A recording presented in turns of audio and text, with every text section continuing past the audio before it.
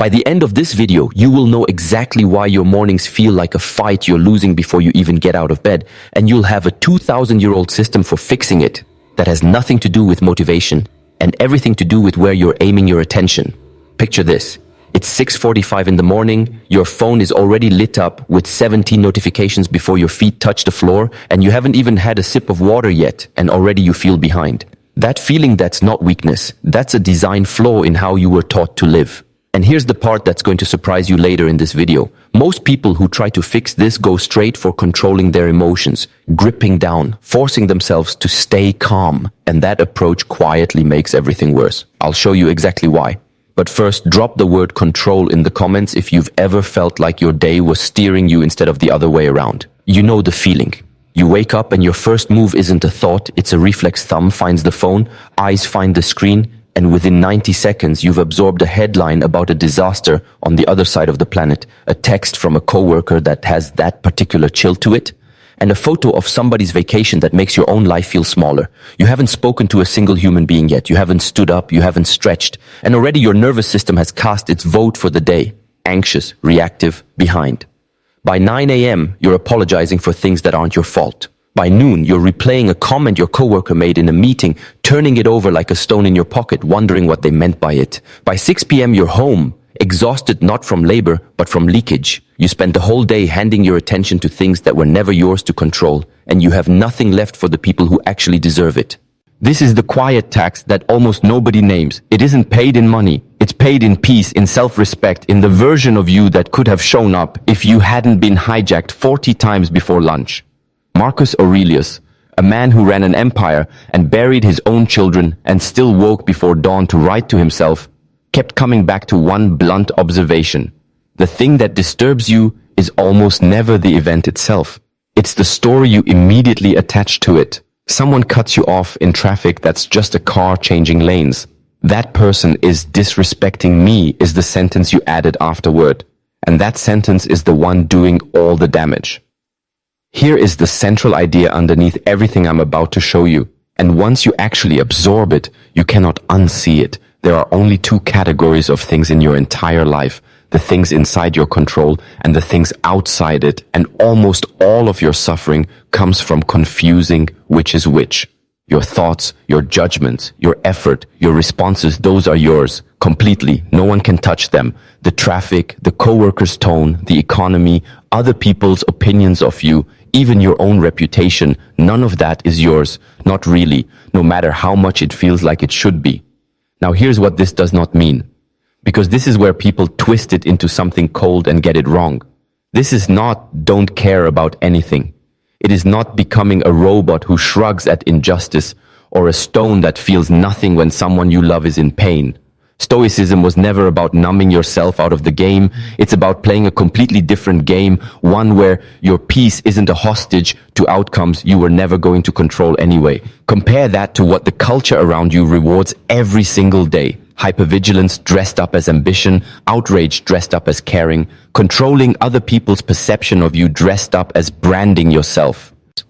You've been trained to believe that gripping harder is strength. It isn't. Gripping harder is just fear wearing a business suit. Let's start with the most basic version of this, because you have to be able to do the small version before the advanced version means anything. Picture the version of you that gets an email from your boss that just says, "Can we talk tomorrow morning?" with no other context. Nothing else. That's it. And for the next 14 hours, your brain builds an entire courtroom drama out of 6 words. You rehearse your defense in the shower. You snap at your partner over something unrelated because your nervous system is already in trial mode. You barely sleep. And then tomorrow morning arrives, and it turns out your boss just wanted to ask if you could switch a meeting time. Epictetus, who was born enslaved and later became one of the most quoted philosophers in Rome, built his entire teaching around exactly this moment. He said, it isn't events that disturb people, it's their opinions about events. The email didn't ruin your night. Your interpretation of the email did, and you built that interpretation with zero evidence, using nothing but fear as raw material. This is a textbook case of what psychologists call catastrophizing, the mental habit of jumping to the worst-case narrative and then living inside it as if it were already confirmed. Your brain does this because uncertainty feels more dangerous to it than bad news. At least bad news is a known shape. So it fills the blank with the worst possible story just to make the discomfort of not knowing go away. Here's the reframe. You are not weak for having built that courtroom. You were just running an old software patch that kept you alive when uncertainty actually meant danger. The fix isn't to punish yourself for reacting. It's to catch the moment the story starts and ask one honest question. Do I actually have evidence for this, or am I just filling silence with fear? Today, the very next time you feel that stomach drop from an ambiguous message, pause before you respond and write down, literally, what you actually know versus what you're assuming. You'll almost always find the list of assumptions is 10 times longer than the list of facts. Now here's the counterintuitive part, and I want you to sit with this one for a second. The goal isn't to think positively about the ambiguous email. Positive thinking is just catastrophizing's cheerful cousin. It's still you inventing a story with no evidence, just a nicer one. The actual Stoic move is to stop inventing a story at all until the facts arrive. That's a completely different skill than thinking happy thoughts. And it's the one almost nobody teaches you. The second habit goes a level deeper, because it's not just about pausing your reaction, it's about your relationship to things not going your way at all. Imagine you've planned a trip for 8 months. Flights booked, hotel booked, time off approved, everyone's excited. And 2 days before you leave, it gets cancelled, a family emergency, a work crisis, doesn't matter which. Most people spend the next week in a low simmer of resentment, replaying what could have been, treating the cancelled trip like a wound that needs re-examining every few hours. Here's what the Stoics called amor fati, the love of fate. Not the tolerance of it, the actual love of it. Marcus Aurelius used to write reminders to himself that obstacles aren't interruptions to the path, they are the path. Not endure the cancelled trip. Love the cancelled trip, or at minimum, treat it as raw material rather than as an insult from the universe. This connects to something psychologists call cognitive reframing, not changing what happened, but changing which features of it you choose to notice and build meaning from. 2 people can experience the exact same cancelled trip. One narrates it as, the universe is against me. The other narrates it as, I now have 8 unplanned days. What do I actually want to do with them? Same event. 2 completely different lives branch off from those 2 sentences. The reframe here isn't, everything happens for a reason. That's a comforting lie dressed as philosophy. The Stoic reframe is blunter and, honestly, more useful. You don't get to choose what happens, but you get complete, total, unshakable authority over what it means and what you do next. Today's action is small, but it works the next time something goes wrong, out loud or in writing. Force yourself to name one advantage, however small, that the disruption created. Not to lie to yourself, to train the muscle that looks for it. Can I ask you something directly for a second? When was the last time something went wrong, and your first move, your actual first move, not the one you'd like to claim, was curiosity instead of complaint? If you can't remember, that's not a character flaw. That's just an untrained muscle. And untrained muscles get trained the same way every time. Repetition, not motivation. The third level is where this stops being a productivity trick and starts becoming something closer to an operating system for your whole life, because now we're going to talk about death, and I promise this is more useful than it sounds. The Stoics practice something called memento mori. Remember you will die, and they didn't do it to be morbid. They did it because almost nothing clarifies your priorities faster than genuinely sitting with your own mortality for 60 uninterrupted seconds. Think about the last time you were annoyed at your partner for leaving dishes in the sink, or irritated at your kid for interrupting you during a call, or short with your mother on the phone because you had somewhere to be. Now imagine, just for a moment, that this was the last conversation you'd ever have with that person. Watch how fast the dishes stop mattering. Seneca wrote to a friend that we don't get a short life, we make it short through the way we waste it, squandering hours on grudges, on scrolling, on rehearsing arguments with people who aren't even in the room. This connects to a well-documented psychological pattern called temporal discounting, where your brain systematically undervalues the future compared to the present, which is exactly backwards for something as scarce and non-renewable as time with the people you love. Here's the reframe, and it's an important one. This isn't about living in constant fear of dying. It's about using mortality as a filter, a fast one, that you run every irritation through before you let it out of your mouth. Will this matter in 5 years? Will it matter if this is genuinely one of our last conversations? Today, before you go to bed, send one message to someone you love that you've been putting off, not because something's wrong, but simply because you can, and because that's the entire point. The fourth section is where most self-help content stops, but the Stoics didn't. They went one step further into something almost nobody wants to hear, deliberately practicing discomfort on purpose while everything is still fine. Seneca, one of the wealthiest men in Rome, used to set aside days where he'd eat the poorest food, wear the roughest clothes, and sleep on the hardest surface he could find, not out of guilt, but so that poverty could never again ambush him as something unfamiliar and terrifying. This is called premeditatio malorum, the premeditation of misfortunes, mentally rehearsing loss, failure, and hardship in advance, on your terms, while you're calm, so that if it actually arrives, some part of you has already been there before.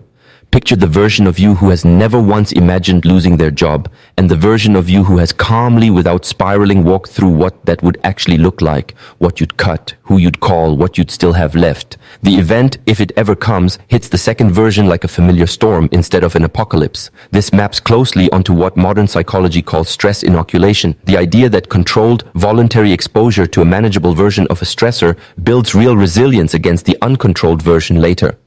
The reframe here matters, because people hear, imagine losing everything, and think that sounds like anxiety, like catastrophizing all over again.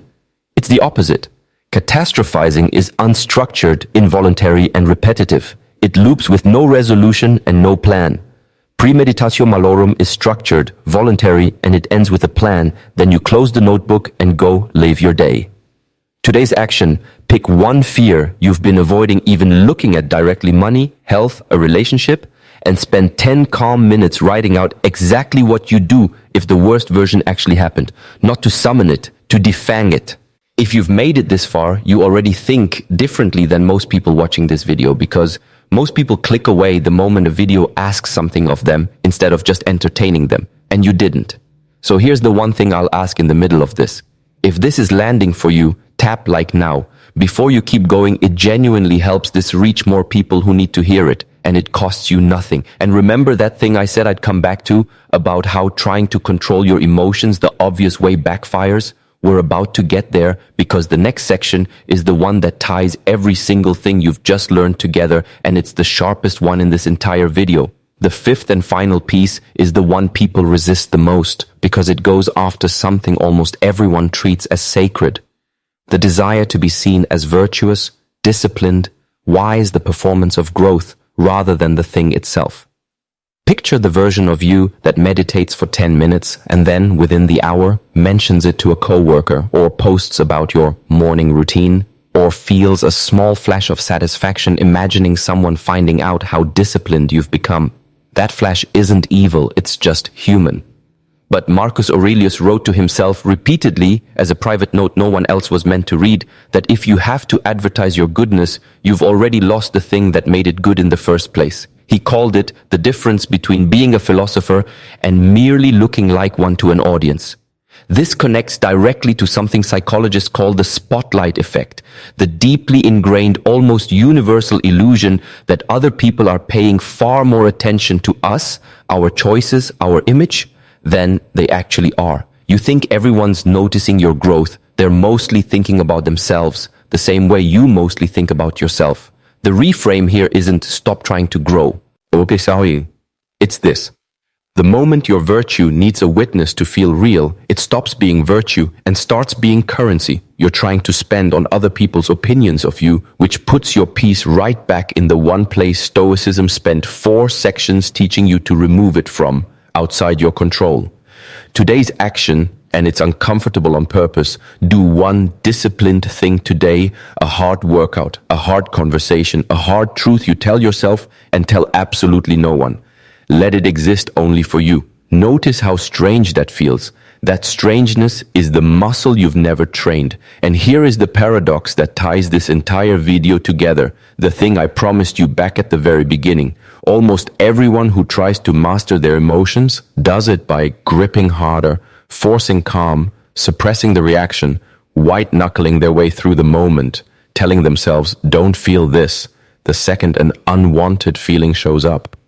And that approach backfires almost every single time, because suppression doesn't remove the feeling, it just delays the bill. And the bill always comes due, usually at the worst possible moment, aimed at the wrong person.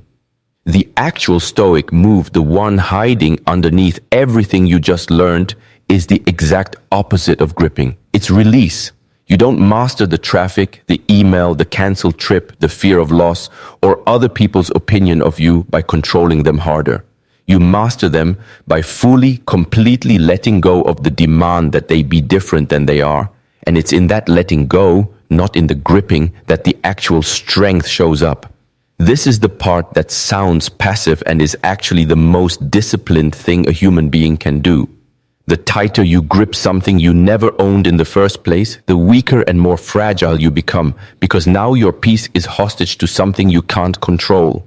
The looser your grip on the outcome, the tighter your grip becomes on the only thing that was ever actually yours, your judgment, your response, your next move. That's not resignation. That's the entire architecture of freedom the Stoics were pointing at the whole time, and it's precisely backwards from what modern life trains you to do, which is grip harder, control more, perform better, react faster. The Stoics are telling you quietly from 2,000 years away, let go of the wheel you were never actually holding and pick up the one that was in your hands the entire time.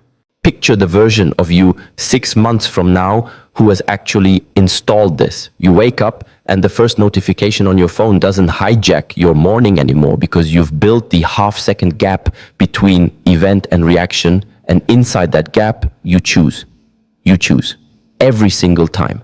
Someone cuts you off in traffic and it barely registers, not because you've gone numb, but because you stop needing them to drive differently in order to feel okay. Your coworker says something with an edge to it in a meeting, and instead of replaying it for 6 hours, you notice the thought arrive, you look at it, and you set it down because you know now that it was never actually about you controlling their tone, it was about you controlling your story. You lose something, a job, an opportunity, a person, and grief still comes because you are not a stone, and Stoicism was never asking you to be one. But underneath the grief, there's a floor now, a floor that wasn't there before, built from every single time you practiced letting go of what was never yours. You still feel everything. You just don't drown in it anymore. The chaos doesn't disappear. The traffic still happens. The emails still come. People still misunderstand you, and you will still die one day, same as everyone who has ever lived. But your relationship to all of it has fundamentally changed. And that changed relationship is the entire promise of this video. Not a calmer world, a calmer you standing inside the same one. So here's your challenge, and I want you to actually do this, not just nod along and close the tab. For the next 7 days, every single time you feel that jolt of irritation, anxiety, or panic, I want you to pause for 3 seconds and ask exactly one question. Is this thing inside my control or outside it? That's it. That's the whole practice. 7 days, one question, asked honestly every time. If you want a single line to carry out of this video and actually remember, let it be this one. You don't control what happens to you, you only ever control what you do with it. And that has always been enough. If this changed even slightly how you're going to walk through tomorrow morning, tell me in the comments with the one word. This actually comes down to, for you, control or release, because I read every one of them and because it helps this reach the next person who needs to hear it as much as you did. And if you want more of this, subscribe, since this channel exists entirely to keep handing you tools like this one. Thank you for staying until the end.